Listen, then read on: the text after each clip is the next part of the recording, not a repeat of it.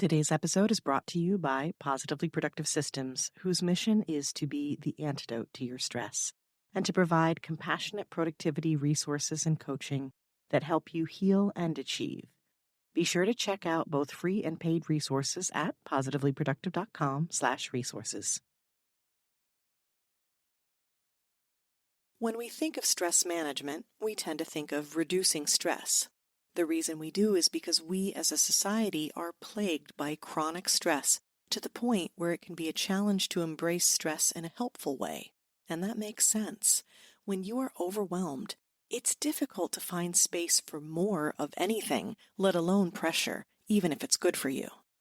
And when we want to, we find pushing ourselves doesn't always work because the chronic stress is blocking our ability to cope with acute stress. Stress management is about managing both kinds of stress, leveraging positive stress to achieve your goals, and reducing excessive stress responses that can threaten your health. You're listening to the Positively Living Podcast. I'm your host, Lisa Zaratny, founder of Positively Productive Systems and a productivity coach certified in positive psychology and stress management. Join me as we explore ways to live a more proactive, positive life, with episodes on productivity, self-awareness, mindset, entrepreneur life, habits and systems, simplicity, fun, and more. I understand overwhelm personally as a multi-passionate entrepreneur, wife and mom to kids and cats, and as a caregiver. I'm here to help you choose what's right for you so you can do less, live more, and breathe easier. Sound good? Let's get to it. Welcome to the Positively Living Podcast. I'm your host, Lisa, and I must admit I was stressed pulling together this episode for you today. But that's not necessarily a bad thing. It's easy to assume I meant it in a negative way, but stress is a little more complex than that. As with many other aspects of productivity, I suspect stress is misunderstood. Stress is certainly a focus of the podcast with many conversations, but it's been a while since we featured it. And because I covered the basics of it in the very beginning in episode 7, I thought it would be helpful to re-release that episode with some additional thoughts. In the original clip, I talk about what stress is, the main types of stress and stressors, and I share some of my experiences with it.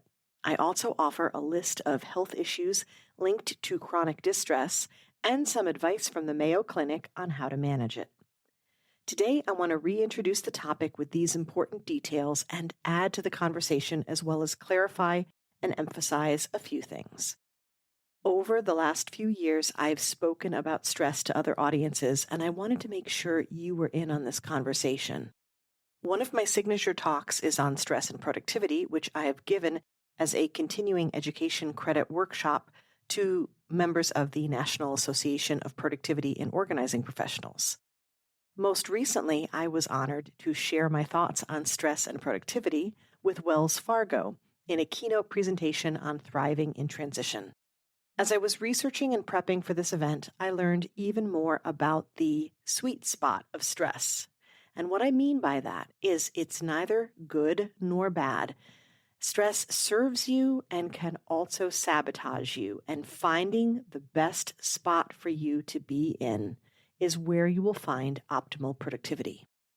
While the details within my clip of this prior episode are accurate, I want to emphasize that when I speak of eustress, it is not only the light the fire deadline kind of stress, it's the active engagement that helps us get into a flow state and be fully present. It's how we focus best, and it's something that we need. It has the potential to truly optimize the work we do and boost our performance. My caveat still stands, though. We need to do this in a healthy, compassionate way.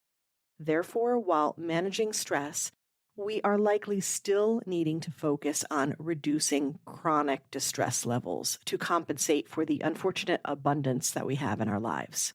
In future episodes, I'm planning to talk more about the positive effects of stress and how to tap into that.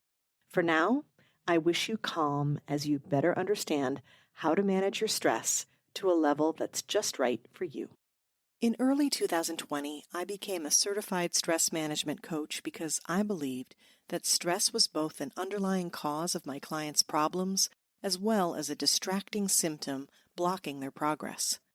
I knew so much of what I coach: productivity, decluttering and organizing, time management, self-care, self-compassion, all yielded lower stress levels. But I wanted to understand stress better. After working through a thorough curriculum, I was able to reverse engineer why what I do works, but I learned more than I expected about the complex relationship we have with stress and why we need to manage it. If you felt pressure, anxiety, or worry, been burdened, overextended yourself, or described yourself as overwhelmed, then you are in the right place. Today, we're covering what stress is, how it affects us, and what managing it means. I'm confident you have described yourself as stressed at some point in your life, or maybe even in the last month or week, or as you hit play on this episode. It may be what brought you here. That's because we all feel it. But navigating stress can be tricky because it's not all bad.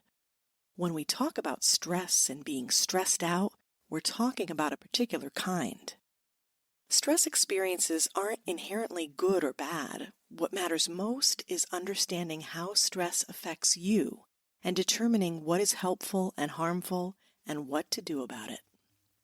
A noted stress researcher, Hans Selye, once said, "Stress is a scientific concept which has suffered from the mixed blessing of being too well known and too little understood."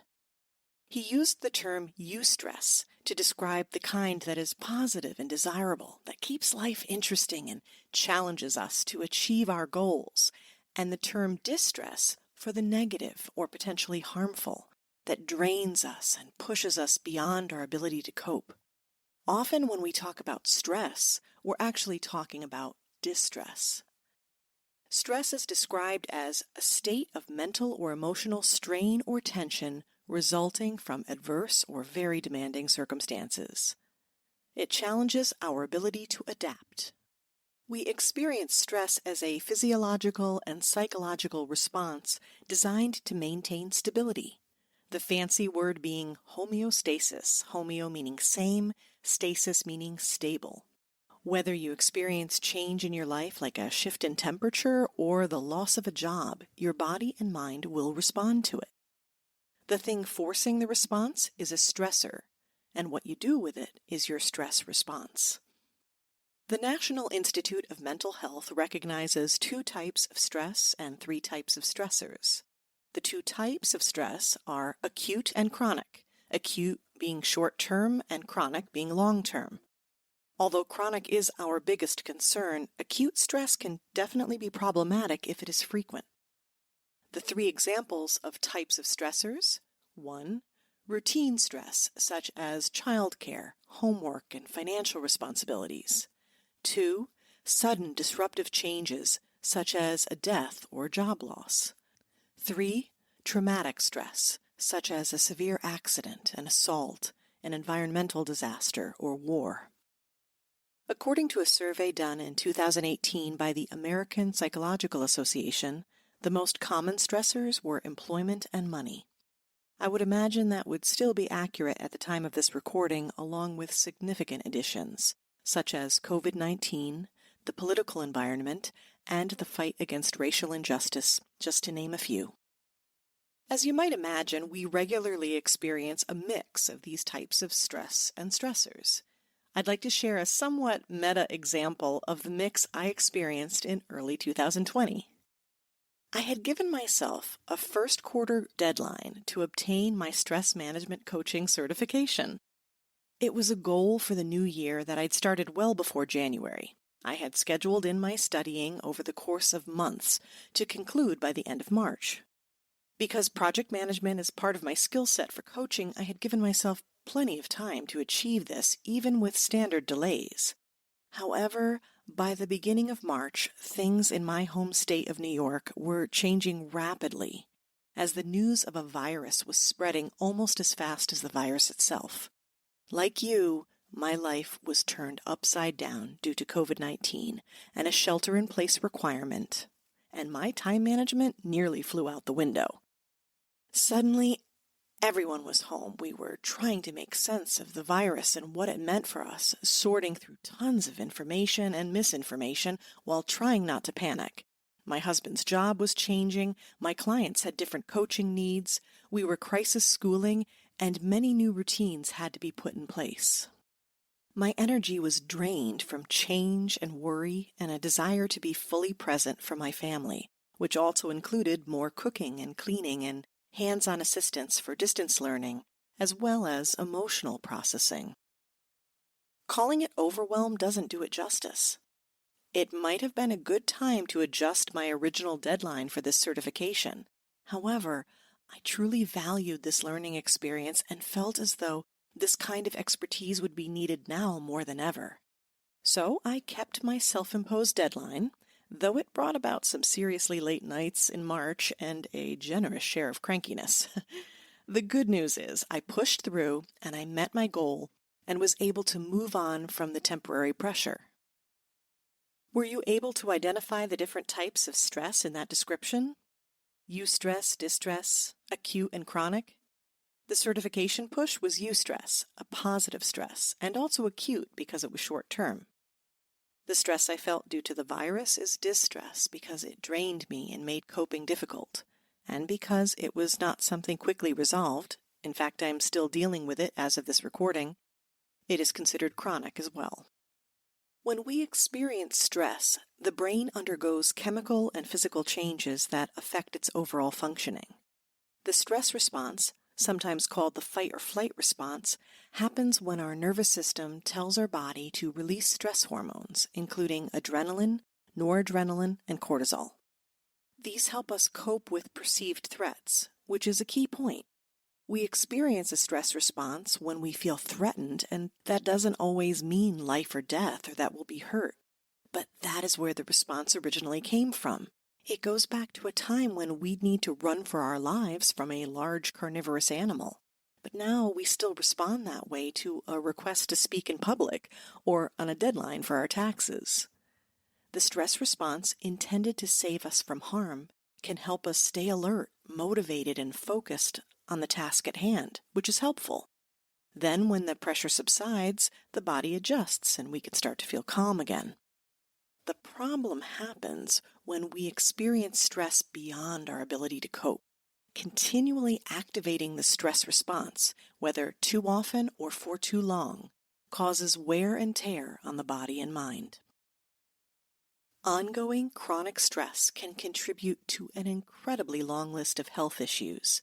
You need only Google stress symptoms and effects, and you'll find a multitude of examples. Stress, specifically chronic distress, slows healing because it has a significant impact on our immune system. It is linked to mental health problems such as depression and anxiety, cardiovascular disease, including heart disease and high blood pressure, obesity and other eating disorders, menstrual problems, sexual dysfunction, skin and hair problems such as acne, psoriasis and eczema, and hair loss, and gastrointestinal problems such as GERD, gastritis, and ulcerative colitis, which is the disease behind ulcers, one of the best-known symptoms linked to excessive stress. To complicate matters, these issues may be misperceived as normal or potentially linked to other causes without giving proper consideration to stress. While stress may not be the only reason for them, addressing stress is one of the simplest steps to help with healing. When we think of stress management, we tend to think of reducing stress. The reason we do is because we as a society are plagued by chronic stress to the point where it can be a challenge to embrace stress in a helpful way. And that makes sense. When you are overwhelmed, it's difficult to find space for more of anything, let alone pressure, even if it's good for you. And when we want to, we find pushing ourselves doesn't always work because the chronic stress is blocking our ability to cope with acute stress. Stress management is about managing both kinds of stress, leveraging positive stress to achieve your goals, and reducing excessive stress responses that can threaten your health. However, I believe our primary focus needs to be on managing responses and seeking stress relief. This will help bring us back into balance so that we can be more open to positive stress and begin to make real progress in our lives. It bears repeating that not everyone experiences stress in the same way. Depending upon your resources, your health, your perspective, your personal, professional, and financial support systems, you may respond differently to the same stressor than someone else. The same goes for how you manage your response. When focusing on stress relief, there are many tried and true methods, which I'll be covering in detail in other episodes. In the meantime, I encourage you to review my 10 Steps to Stress Less checklist, which includes what I consider to be the top choices to help you stress less and live more. You can request this free checklist by going to positivelyproductive.com/stress_less. I will include the link in the show notes. Today, I'll leave you with a simple overview to stress reduction courtesy of the Mayo Clinic. They offer the 4 A's of stress. I'll link to a detailed article in the show notes and quickly summarize them for you now. The A's are avoid, alter, accept, and adapt. To avoid means to remove stressors, specifically removing the things and the people that contribute to your stress. That may sound familiar because I call that decluttering.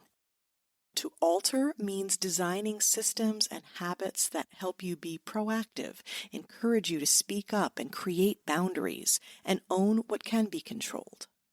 At the same time, it helps to accept what can't be controlled and make peace with it so it will no longer be a burden to you.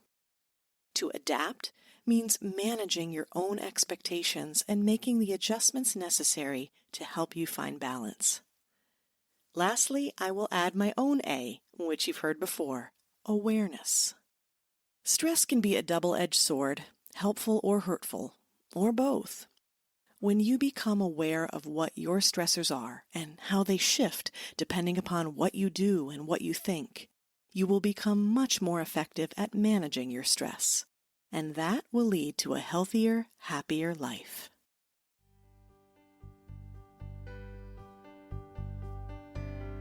Thank you for joining me today. Your time is precious and limited, and I'm honored you chose to spend it with me. If you have feedback, questions, or want to schedule a chat, head to positivelyproductive.com/connect. And if you are looking for any of the resources referenced on the podcast, from books to products to training and more, go to positivelyproductive.com/resources.